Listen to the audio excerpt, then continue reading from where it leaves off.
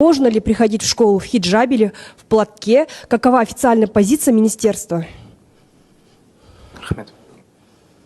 Вы прекрасно знаете, действующим законодательством Республики Казахстан закреплены все необходимые правовые нормы обязательной школьной формы. И школа на основе своих уставов внутренних, которые, значит, закреплено законодательным актом, они должны требовать строгого соблюдения школьной формы в школах.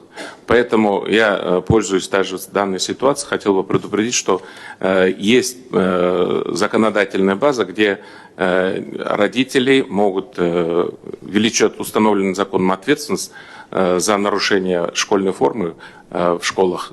Поэтому нужно всем строго соблюдать внутренние правила в школах. Это касается не только хиджаба и платка и так далее. Это в целом касается строгого соблюдения школьной формы в организациях образования. Надо его воспринимать именно таким образом.